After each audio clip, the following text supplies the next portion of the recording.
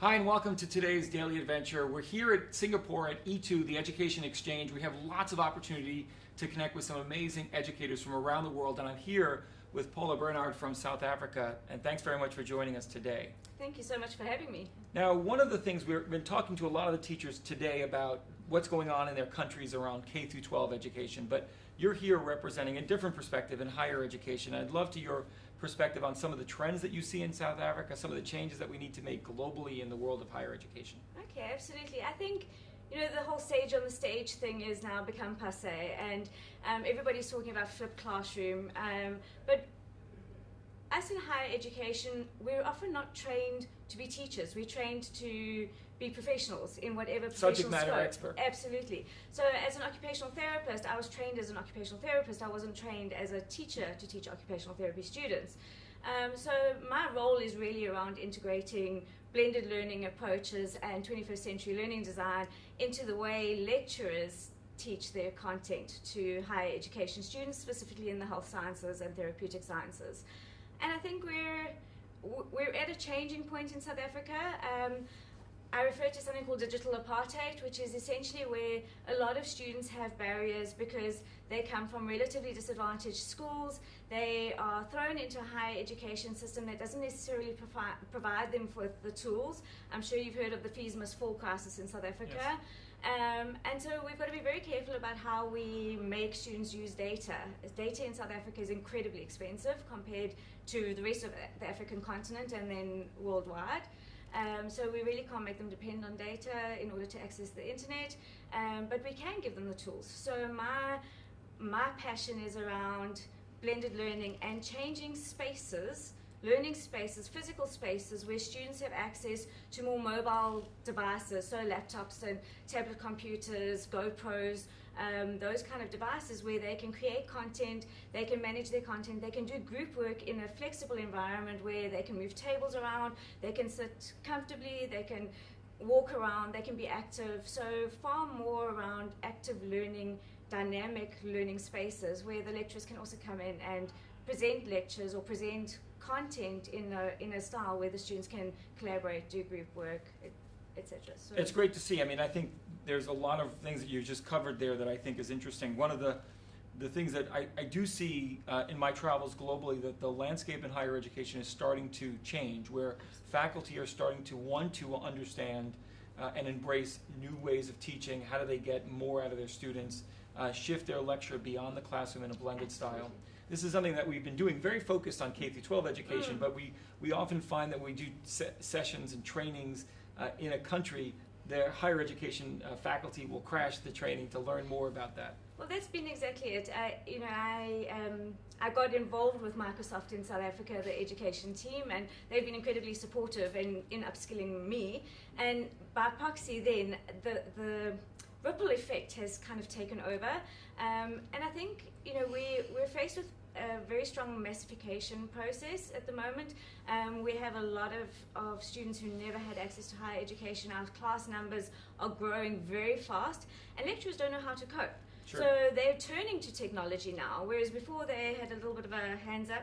Now they're turning to technology because they can see that, okay, if I need to add clinical skills to the student, but now I can't possibly spread myself to every hospital in the area, I can Skype in a patient on the other side with a therapist that has the experience, and we can have a live training session where I can have a group of students on the one end, and they're all getting that clinical exposure. They can still ask the questions. Sure. They can still instruct the therapist on the other side to do this assessment, look at this, and then they can watch the results and interpret them on the side. So, the tools are now opening avenues, not just in terms of quick marking assessment type things. It's really around enabling the quality of the education to remain the same or improve, because I think we are also training students to go out into a tech-savvy world of work. Certainly, and we've got to prepare them for that. They've got to know how to use the technology because they're going to have to in the world of work. They can't not. So it's a blend. It's a blend of using the tools to their advantage as well as adequately preparing the students for the future. Are you starting to see universities start to embrace this shift as a path to differentiation? Or is this something that's still happening at individual faculty versus an institution mandate? You know, I think it's very difficult to implement things at a institution-wide level, especially because there are very different ways of doing things across the faculties. But when you get, so within our school, now we've got the whole school involved in getting more and more passionate about embracing technology. The other schools around us within our faculty in health sciences are becoming a little bit jealous of what we're creating and how we're engaging. And the ripple effect is starting to happen across the university. So I think the more they see kind of flagship cases that actually work on the ground, that are not just these little light bulb, where it's one lecturer doing one of his classes or one of his learning modules online, and that's the way he does it, so that's fine, where it's entire teams of lecturers around specific professions that are actually making it work on the ground. That creates a model. It creates a model where adoption is easier, and I think they do need hand-holding in the beginning. I mean, I've spent 8 years really being present for the lecturers as they've embarked on trying different tools. They're not scared, but they're nervous, they're apprehensive. What happens when the technology crashes? What happens when our bandwidth goes down? What happens when we have a power failure, which is a very real problem? And our bandwidth is not strong. It hangs. And you sit there in the middle of a lesson waiting as you see the circle going.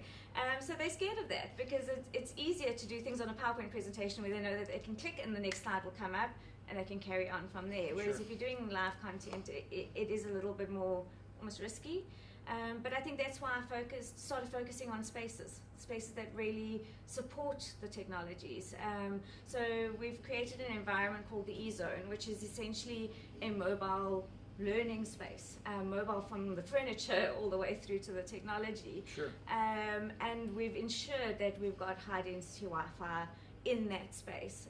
Fortunately, the university is in the process of redoing their networking, so that has helped. And purposeful learner spaces are, I think, critically important. We see this with the rise of technology, the rise of blended learning options, the rise of collaborative or maker spaces that are happening in universities and schools, to be thoughtful about how to integrate the physical with the digital environments. Is there any best practices or learnings that you can share that you've come across in your journey?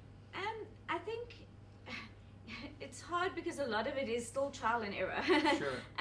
But I do think that from our journey, it is that you have to be in it to win it. You've got to do it. If you keep being hesitant about it until you take that first step, and as long as there's support. So, I mean, for me, the biggest things were buy-in from a team of lecturers. If it's one person on their own, the ripple effect is not so good. But as soon as it's a team, and then you're working with the team to, how do I redesign the content? How do I look at the learning activities so that they match the learning outcomes that we're wanting to achieve? We're not reducing the number of outcomes, we're not changing them. We're wanting them to be more effectively addressed through the learning process. And so now you're engaging with a group of people who are all passionate about the same curriculum.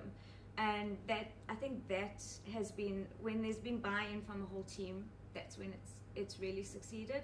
So that's been my first big win. Awesome. And I work with each department in therapeutic sciences. So I'll spend time with physiotherapy and we'll look at how they're structuring their first year curriculum at the moment, or what changes they're going to need to make next year for that, and then how do they deliver that in both the face-to-face and online presence. So, I mean, I'm very much for using the online presence while you're with the student. It's not about... Exactly, yes.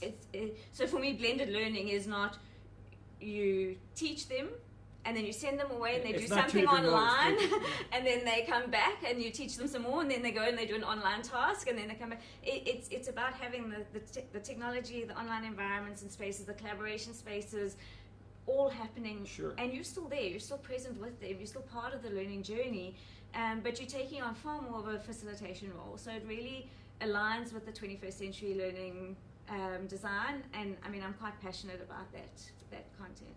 Well, thanks for sharing a lot of the work that you're doing. It sounds like you're driving a lot of the big trends that are happening in the world of education. Hopefully we're going to continue to move and make progress, and thanks very much for sharing a point of view from South Africa as well, to see the change make us all better as it relates to the work that we're doing. And thanks for joining us here at E2 and being part of today's Daily Adventure. It's an absolute pleasure. Thank you so much for having me and for inviting me to Singapore. It's been a great journey so far, and I'm looking forward to the next 2 days. So thank you.